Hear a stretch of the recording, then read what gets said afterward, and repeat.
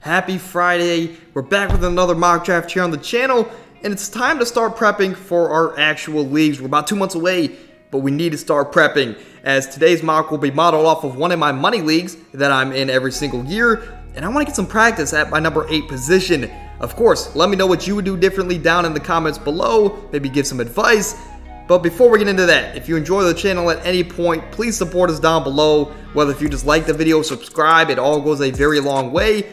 But we're on the road to 500 subs on the channel, and that's the next big milestone, a pretty big milestone for any channel, but for us especially. So if you support us, down below, I would appreciate any and all support. But without further ado, let's get into this mock draft.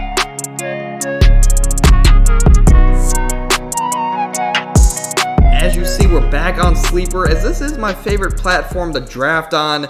But again, we're modeling it after one of my money leagues. We're going to go with 10 teams, and that is going to do that for, I believe it's a very standard league also, with 2 running backs, 2 receivers, and 7 bench spots. So that's what we're going to do here on today's show. But without further ado, let's get into it as we're at the number 8 spot. I turned the sound off for you guys so it doesn't get too annoying.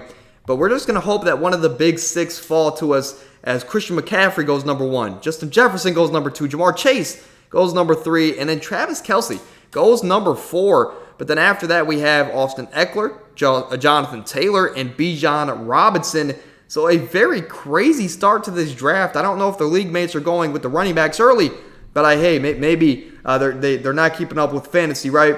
But we're going to go with Cooper Kupp. No doubt in my mind, my number 2 receiver on the season. And after the Cooper Kupp selection, it was Saquon Barkley, Tyreek Hill to close out the first round. As to open up the second, we had A.J. Brown, CeeDee Lamb, and we're back on the clock as, hey, we can go Stephon Diggs, right? My number 5 receiver on the season. We could go Nick Chubb to get an elite running back, or Derrick Henry, or my running back 3 this season, which is Josh Jacobs. I think that would make a lot of sense to go Josh Jacobs here to keep a balanced approach going forward, as I do like the Devontae Smith of the world that could drop to you in the 3rd round in a 10-team league.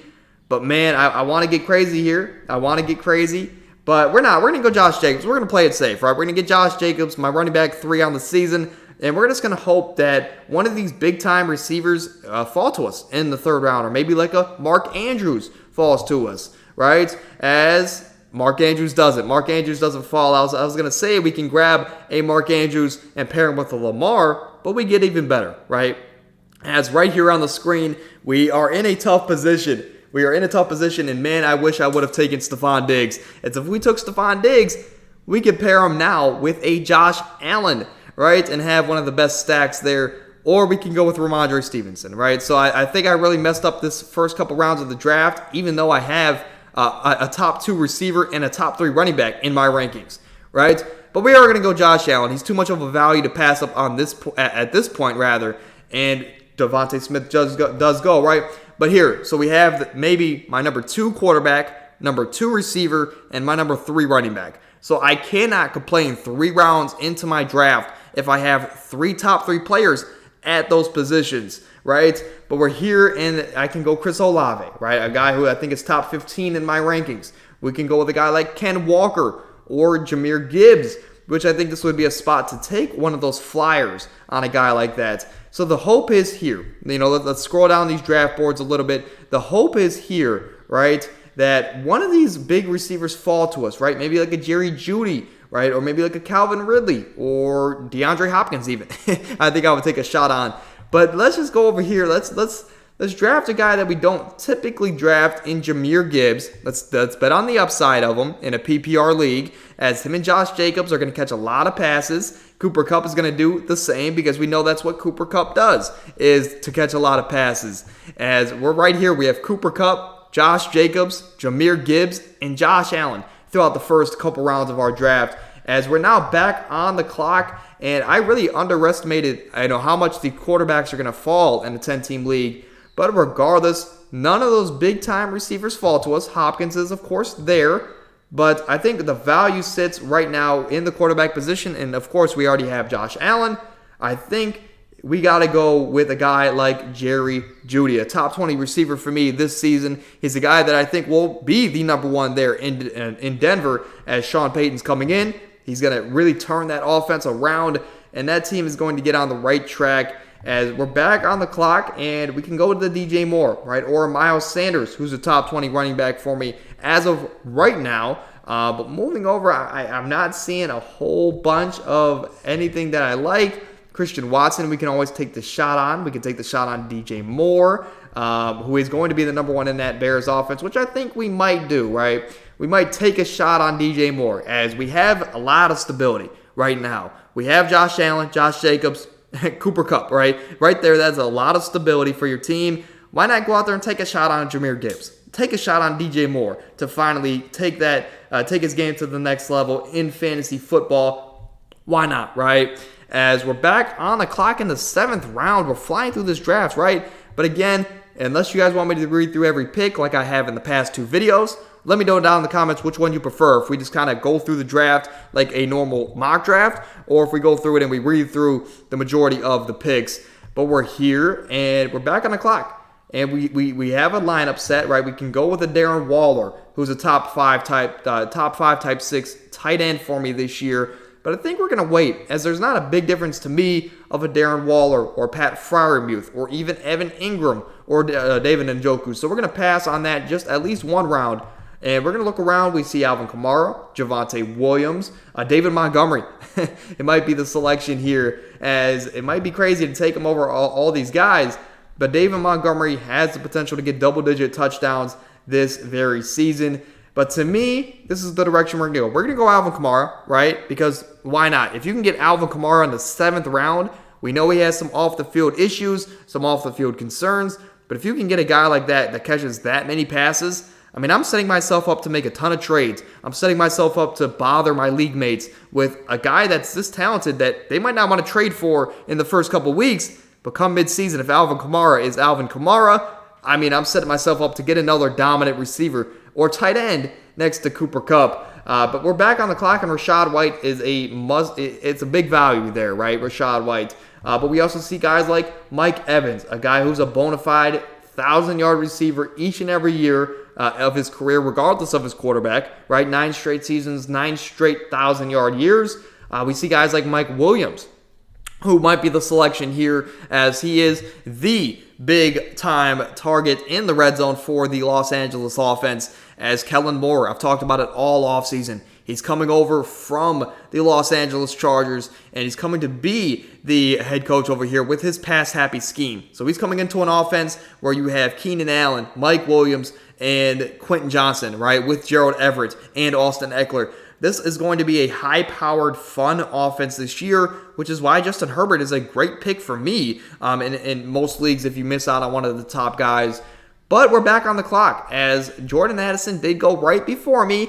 But as you guys know on the channel here, I do love me some Jordan Addison. But this is when we will take Pat Freiermuth. As I don't know. Does Team 10 have a tight end? Right? That's how I want to look at this here. And they don't. So my rationale here is that we're going to pass on Pat Freiermuth. If he makes it back to us at the 10-3, we will take Pat Freiermuth as our starting tight end, right? But Team 9 has a tight end, so will they take one in back-to-back rounds? I'm going to bank that they don't. So I'm going to grab either Pat Freiermuth or David Njoku on this turnaround. We're going to have to see how that plays out. So if that is the decision that we are going to go tight end next round, I'm going to take a shot on another running back. I know it sounds crazy. Owen, you only have 4 receivers, right? Go ahead and fill out your bench a little bit more. But to me, I'm going to go with the value of Antonio Gibson. We've talked about it here on Wednesday, with how undervalued he is going into next year. And Antonio Gibson, I mean, to me, he has the potential to really be a top 24 running back, which would make him a running back 2 on most leagues, right? To me, I think a guy that, with Eric Bieniemy coming over, calling all the plays, I think he can get a lot of work there, especially if Washington goes down a lot. And Gibson was he's the better pass protector, and he's the better receiver out of Brian Robinson and him. So who are they going to trust late in games? I think they trust Antonio Gibson. But moving over to the 11th round, as right now, I mean, we have a pretty balanced approach, right? I think we have 4 running backs, 4 tight ends, or not 4 tight ends, 4 running backs, 4 receivers, right? So I think we're at a pretty good spot. We're very balanced. And right now, I think we got to start taking some flyers, right? We see Elijah Moore is there. We see Courtland Sutton is there. I think Elijah Moore will be one of these picks to be completely honest with you guys. I think Jerick McKinnon might be the other pick here in these next 2 picks here. But Odell Beckham, I think that's also a pick that we might want to target here, as he has the potential. I know he's very injury prone, but he has the potential to be a very good receiver. So with that being said, we're going to go Elijah Moore. And if Odell makes it back, we're going to go Odell Beckham to add to this receiving room, right? He is the number 1 receiver in an offense with Lamar Jackson, a new offensive coordinator, and a team that wants to throw the ball different, from the years prior. But boom, I mean, we got 2 guys there, two big receivers that could, be a week-to-week starts in the 11th and 12th round. So big selections there for me, I believe. But let's go over to the overall just draft pool, right? We see Geno Smith, we see Jared Goff, Darnell Mooney, some guys of that caliber. But I think Geno Smith, I mean, do we have any potential stacks we could grab this late? We don't. But Geno Smith, to me, if this draft was only 14 rounds, I like to come out with a backup quarterback, as crazy as that might sound. That kind of rhyme there, right? But I'm going to go Geno Smith. And I think we close off this draft just taking a absolute flyer of a pick, right? As we do see guys that have guaranteed value in Tyler Higbee, in Darnell Mooney, right? Even Tyler Boyd, right? But let's search around and let's see if we can find a guy that just has the potential to absolutely take your league over. As we see Rashee Rice, a guy we can take a shot on there as a young receiver in Kansas City. We see Sam Laporta, the new tight end there in Detroit. We see guys like Jonathan Mingo, Kendre Miller. To me, I mean, Zeke is even there to take in the 14th round. As will he have a team next year? That's something we have to look out for. As of right now, it doesn't actually look like Zeke will be on the team probably until the midseason mark. Tank Bigsby is another guy that we could take a shot on. But for this video, just to wrap up this video, because I know we could sit here for hours talking about maybe who could be this or who could be that, we're going to go with a guy like Darnell Mooney. No, we already have DJ Moore, right? So let's go out there. I know who we're going to take, right? I know we're going to take. We're going to go out there and we're going to take Rashee Rice, right? Rashee Rice is a rookie out of SMU, if I'm not mistaken, and he's going to play as a pivotal receiver, right? He's going to play as a rotational receiver there in Kansas City in that offense with Pat Mahomes, with Andy Reid, right? You always want to get a part of that offense if possible. But moving over here to the final roster at the number 8 spot, I'm okay with this draft, right? As the draft board didn't fall necessarily in our favor, but at the same time it did, as our quarterbacks, we'll go by position, right? For quarterbacks, we have Geno Smith as our backup, and then, of course, we have Josh Allen, my number 2 ranked quarterback. For the running back position, we have Josh Jacobs, Jahmyr Gibbs, Alvin Kamara, Antonio Gibson, and I believe that is it to close off our running back room. But again, very solid running back room with tons of PPR upside, which is, this league is a full PPR. So we have Josh Jacobs, Jahmyr Gibbs, Alvin Kamara, and Antonio Gibson, 4 backs that are known for catching the ball. Maybe the other 3 more so than Josh Jacobs, but you get the point. Receivers, we have Cooper Kupp, Jerry Jeudy, Mike Williams, Elijah Moore, and Odell Beckham, as well as Rashee Rice. So we don't have the best wide receiver 2 next to Cooper Kupp, right? But Cooper Kupp is basically 2 receivers in himself. We know this, and he's going to have to carry this wide receiver room for me. But, I mean, hey, if Jerry Jeudy can take that step up in Denver, or if Elijah Moore or Odell Beckham or Mike Williams, or even DJ Moore. I didn't even mention DJ Moore, right?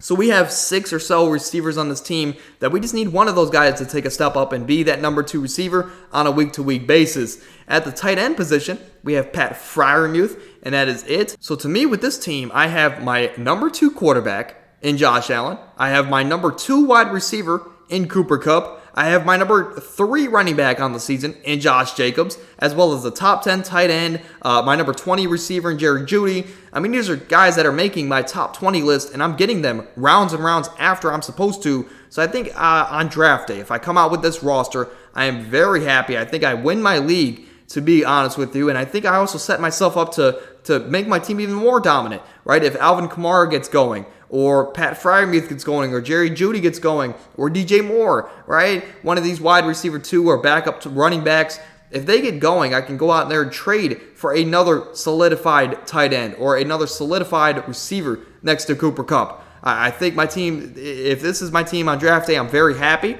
and there's no complaints from me going into the season, right? Obviously, we would draft tight ends and kickers to finish off this draft, but if I'm happy on draft day, I mean, I get top three guys at certain positions. I think I'm very happy leaving this draft. But that's going to do it for today's show. As if you enjoyed it all, please support us down below. Drop a like, subscribe to the channel, all that good stuff, as we're on the road to 500 subs on the channel, and that's the next big milestone. So help us get to that point, because we can't get there without you guys, right? But that's going to do it for this week. I mean, Tuesday through Friday, another great week in the books. We'll see you guys Tuesday, right, for, I believe, the shooting guard rankings for the top 10 in the league. So if you're interested in that, subscribe to the channel, turn the post notices on, and be ready for Tuesday. But until then, have a great weekend. Stay happy, stay healthy. We're out.